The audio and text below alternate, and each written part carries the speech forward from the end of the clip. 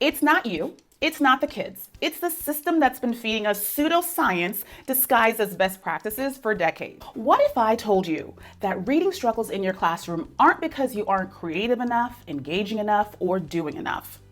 What if I told you that brilliant children who can engineer elaborate block towers are failing at reading because we have unknowingly been teaching them to guess instead of decode? Today, I'm exposing 5 lies we've all been told about teaching reading and sharing some research-backed strategies that actually will get your children reading. Not memorizing, not guessing, but truly reading. Stick around to the end because strategy number 5, instantly create wins that will have your kids asking for harder words. Hey there, I'm Corbella Guy, and I've trained thousands of teachers around the world, and making your teaching life easier, well, that's what I'm all about. Here's what nobody wants to admit. We've spent years lying to our kids about reading. Every time we tell a 5-year-old to look at the picture and guess, instead of actually teaching them to decode words, we're setting them up to fail. If you're ready to ditch the guesswork and start teaching with confidence, hit the subscribe button and ring that notification bell. This channel is your go-to for research-backed strategies that actually work in real pre-K and kindergarten classrooms. Let me paint a picture that might sound familiar to you. It's 2 a.m. and you're lying awake wondering why Ava can't read the word cat without looking at the picture. Or maybe you're questioning whether you're cut out for this job because Dorian has been stuck on the same sight word for 3 months. Well, I spent years following district-mandated programs that had me teaching a letter of the week or balanced literacy or 3Q strategies. I watched brilliant children struggle with reading, and I blamed myself. Now, does that sound familiar? But here's the truth that changed everything. It's not you. It's not the kids. It's the system that's been feeding us pseudoscience disguised as best practices for decades. I became completely obsessed with the science of reading research, and what I discovered will transform how you teach. First, we're going to ditch that 1 letter per week lie. Your curriculum probably has you doing letter A week with apple crafts and alligator songs. But what does research say? The Reading League's 2025 research report, Brick by Brick, Insights on Alphabet Instruction, tells us that teaching only 1 letter per week is too slow and doesn't give children what they need to become successful readers. Here's what works instead. Research from Penn State's literacy program shows us that introducing 2 to 3 letters per week with built-in weeks for review gives children something crucial: the ability to compare sounds. So when little Jaden learns s, at, in the same week, he can actually start to hear the difference between s and t. Go ahead and try this. Week 1, introduce SAT. Week 2, introduce PIN. Week 3, review all 6 letters. Why these letters? Because your kids will be able to make real words: sat, sit, pin, tip, and suddenly they're reading. That's the magic of the sat-pin sequence. But wait till you see how this next strategy makes vowel sounds visible. The Vowel Valley game changer. What you need is just a mirror. You know, those ones that we always have handy for art projects. Turns out they're powerful literacy tools. So what's the science? The Vowel Valley organizes vowel sounds based on how your mouth actually moves when you make them. And this is backed by research from the dyslexic classroom. Watch this.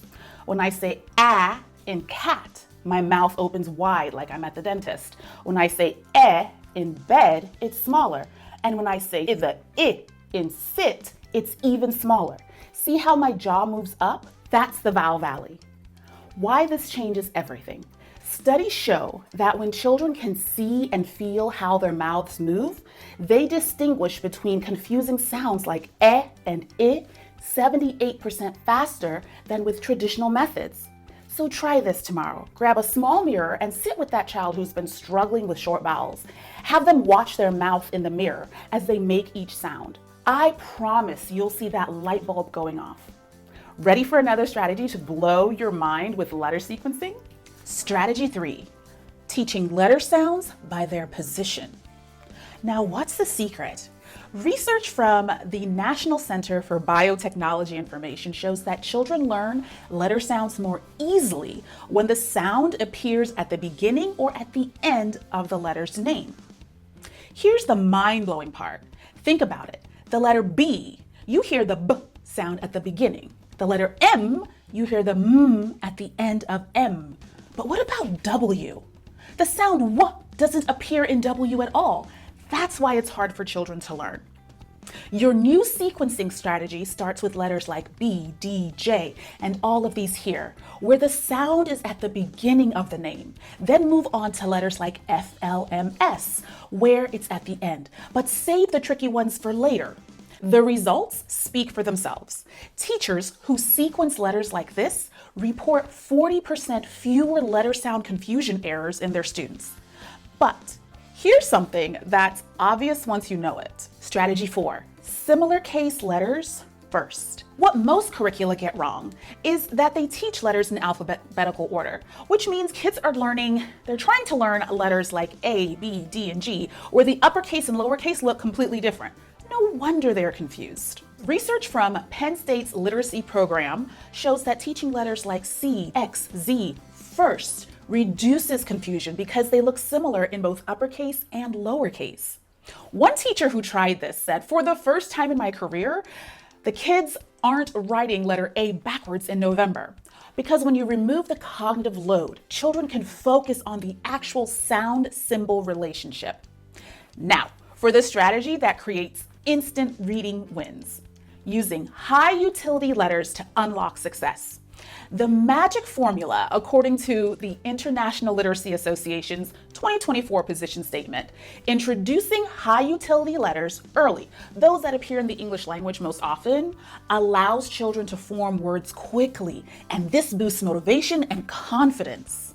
You can watch the magic happen. When we start with letters like SATPIN, children can immediately start reading words like pit, sit, in, words like here. And they're reading by week 3. The long-term impact studies from Reading Rockets shows that children who experience reading success with high utility letters are 65% more likely to maintain a positive attitude towards reading throughout elementary school. Now think about my child Ava from the beginning, the one who had to guess. Well, within 2 weeks of switching to using high utility letters, she would be able to confidently sound words out and start asking for those harder words. That's the power of early wins. Now, take a deep breath. You don't have to overhaul everything overnight. You're already doing so much so right. Those songs, dramatic play area, the way you are celebrating small victories. The research confirms that developmentally appropriate play-based instruction works. The science of reading isn't asking you to become a different teacher. It's giving you the tools to become an even better version of who you already are. Now, your action step is to pick one strategy that resonated with you today. Maybe it's trying the SAT-PIN sequence next week, or grabbing a mirror and doing some vowel work, or simply regrouping your letters differently. Remember, those little humans in your class learn through play, exploration, and joy. The research backs up what you already instinctively know. They need movement, they need songs, they need to touch and feel and discover. Well, there you have it. 5 research-backed strategies that expose the lies we have all been told and give you the tools to actually teach children to read. Now it's your turn. Drop a comment. Tell me, which strategy are you most excited to try? If this video gave you even one aha moment that will help your students, go ahead and hit that like button and share it with another pre-K or kindergarten teacher who needs to hear this message. Don't forget to subscribe as I share research-backed strategies every week that will make your teaching life easier. Keep being amazing and keep trusting your instincts and keep believing in the incredible impact you have on little readers. You've got this, and now you have the science to back you up.